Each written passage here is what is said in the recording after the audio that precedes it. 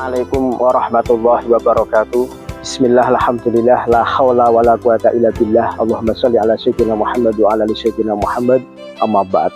Puji syukur kehadirat Allah Subhanahu wa taala yang masih memberikan kita kenikmatan, nikmat zahir batin, dan semoga langkah-langkah kita, umur kita diberkahi oleh Allah Subhanahu wa taala. Amin ya rabbal alamin. Kedua kalinya sholawat dan salam senantiasa kita haturkan kepada junjungan kita Nabi Agung Muhammad SAW. Semoga kita bisa mengikuti sunnah-sunnahnya dan kelak di akhirat kita diakui umatnya. Amin ya rabbal alamin. Sahabatku, dalam bulan Ramadan ini banyak sekali syarat-syarat atau rukun-rukun yang juga harus kita penuhi. Dan dalam bulan Ramadan yang istimewa ini banyak sekali fadilah-fadilah dan juga banyak sekali keutamaan-keutamaan.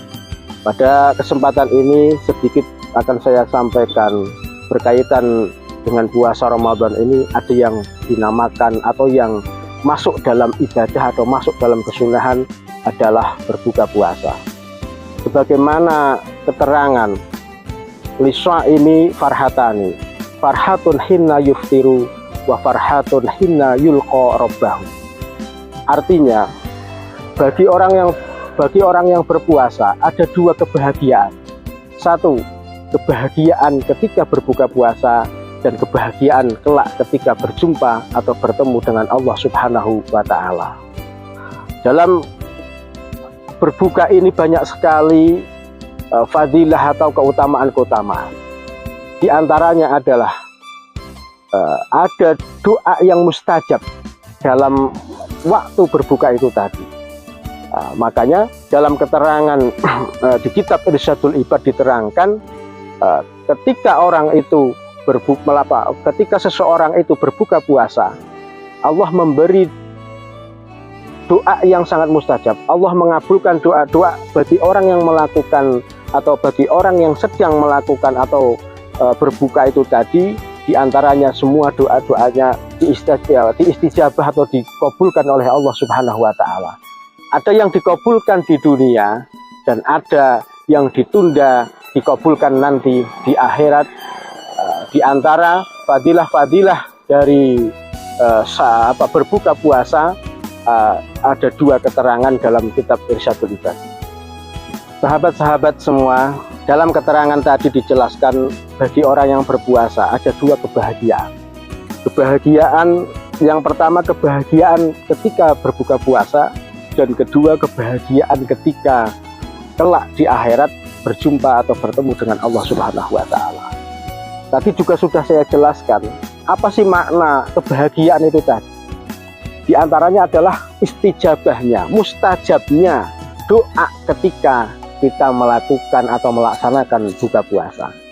Dan istijabahnya atau kabulnya atau mustajabnya waktu berbuka ketika kita mau berdoa. Makanya Rasulullah sendiri mengajarkan untuk kita memanfaatkan waktu berbuka ini tidak hanya makan minum, tapi juga Rasulullah mengajarkan atau Rasulullah sendiri menuntun kita sebagai umatnya untuk melakukan doa, untuk melakukan permintaan. Karena di dalam waktu berbuka adalah dari sekian banyak keistimewaan waktu-waktu yang mustajab, di antaranya adalah ketika berbuka puasa. Nah, dalam keterangan juga dijelaskan lagi mustajabnya doa itu ada dua keterangan. Satu langsung dikabul di alam dunia, dan yang satu ditunda dikabul nanti di akhirat. Karena dalam beberapa riwayat juga dijelaskan doa orang mukmin, doa orang muslim itu tadi kalau tidak dikabul di akhirat, ya di dunia.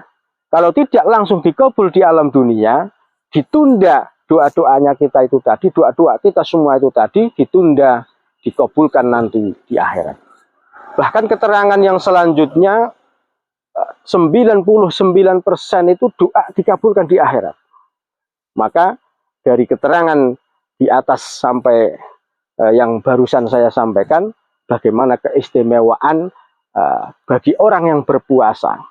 bagaimana keistimewaan ketika kita berbuka puasa. Ada titik-titik atau ada beberapa memang dalam atau dalam artian ada beberapa waktu-waktu yang sangat istijabah untuk berdoa atau mustajab untuk berdoa, diantaranya ketika berbuka puasa.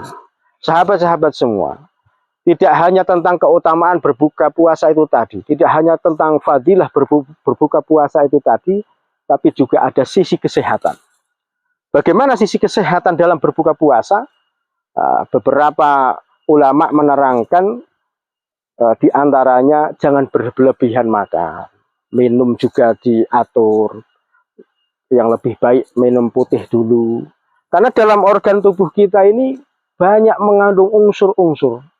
Ada saraf, ada sel, terus lagi ada usus. Makanya dianjurkan ketika berbuka puasa harus dibagi. Sepertiga untuk udara, sepertiga makanan, sepertiga minuman. Karena orang berpuasa seharian tidak terisi apapun, kosong. Ketika berpuasa berlebihan, ada saraf, bahasa orang Jawanya kaget, saraf yang ke otak kaget, ke telinga kaget, ke perut kaget, yang bisa mengakibatkan mual, bisa mengakibatkan badan tidak enak, mual, muntah, dan lain sebagainya. Makanya Rasulullah sendiri mengajarkan dibagilah ketika berbuka puasa. Sepertiga untuk udara, sepertiga air, sepertiga minuman, dan lain sebagainya. Karena kesehatan itu juga sangat dipandang oleh agama. Agama Islam ini sangat, bahasanya sangat memfokuskan tentang kesehatan. Karena ketika orang itu sehat, ibadah nyaman. Ketika orang sehat itu kita mau sosial juga nyaman. Makanya dalam yang sudah saya sampaikan tadi, tidak hanya tentang fadilah, keutamaan tentang berbuka puasa, tapi juga ada sisi kesehatan bagaimana kita juga harus bisa mengatur ketika kita berbuka puasa. Sekian dari saya, semoga bermanfaat. Sekilas sedikit tentang keutamaan puasa, keutamaan berbuka puasa, dan bagaimana dalam sisi kesehatan ketika kita melakukan buka puasa. Sekian dari saya, mohon maaf bila ada kekurangan atau apa. Assalamualaikum warahmatullahi wabarakatuh.